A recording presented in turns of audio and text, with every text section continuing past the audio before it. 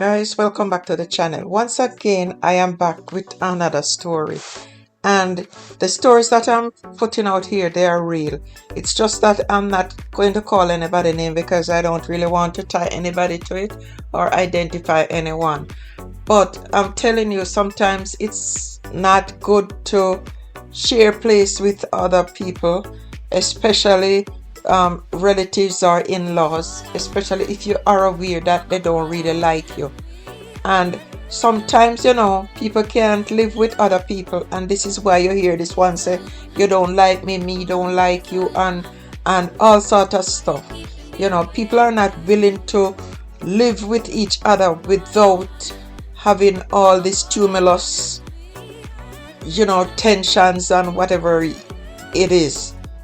And if you know you can't live with nobody, then that means that you must be independent enough to be on your own. So anyway, I'm going to say where these people live. They live in this district, and somewhere in Manchester. They live in the district. And I am telling you, they live in a nice home, a modest home. Them not rich and them not poor. But it's in a section of where, people don't mind living. It's a little bit quieter and you don't find no whole pack crime or anything going on there. Although, to what is going on now, nowhere is really safe. Call it so then. But they felt comfortable and they had been living there for a long while. Everybody know them and they're pretty happy, So it was really a modest home. And the modest home was shared by a young couple, which is the daughter-in-law and the son.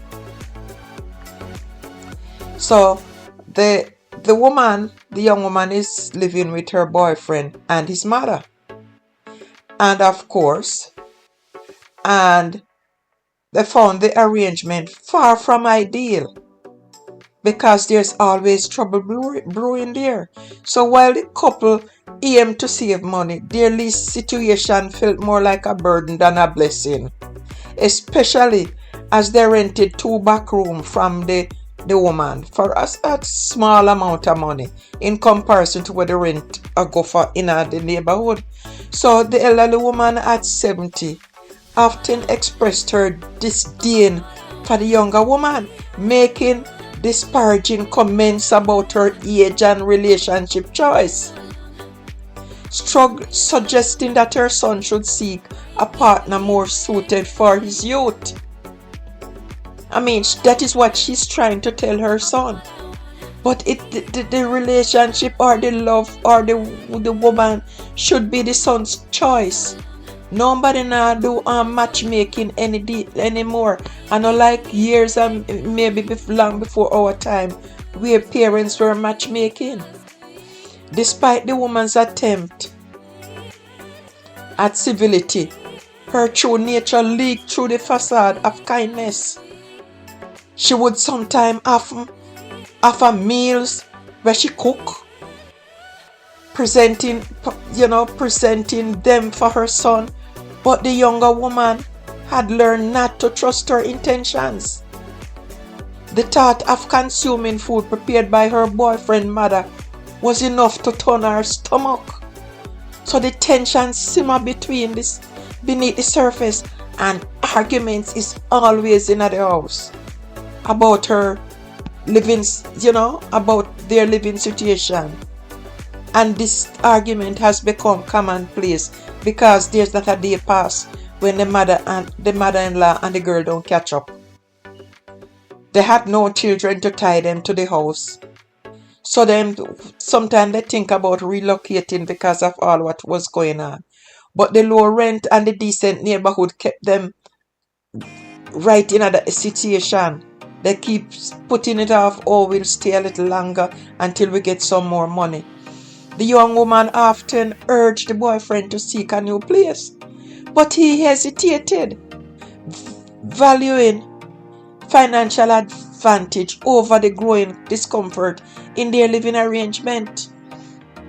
So, if me was the girl, me not think me could have lived in a situation where every day them argue. And it looked like the woman want a younger person and the girl is disrespectful. She don't respect age. So this is why they cannot get along. So as the day turned to weeks, the dynamics remain unresolved. The woman reasoned that she should prioritize finding a new home, especially given the discontent simmering in the shared space. The elderly woman criticisms were not just as annoyance, they served to undermine their relationship, because she always saying things to her son about the younger woman. The young woman resolved to leave as soon as possible, knowing that their happiness depends on escaping the shadow of her boyfriend's mother. Her understanding was clear.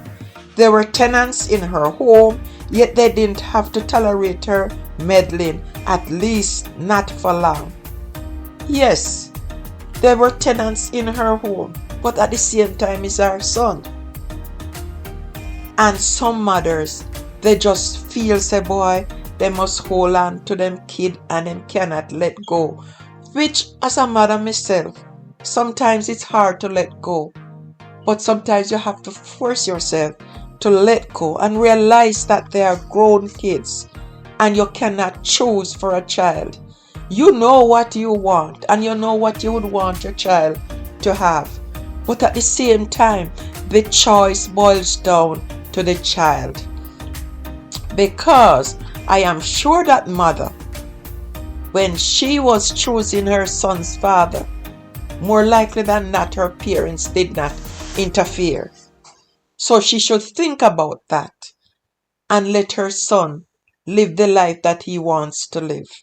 And at the same time, the fact that they cannot get along, the son should pack up, take his girlfriend and leave.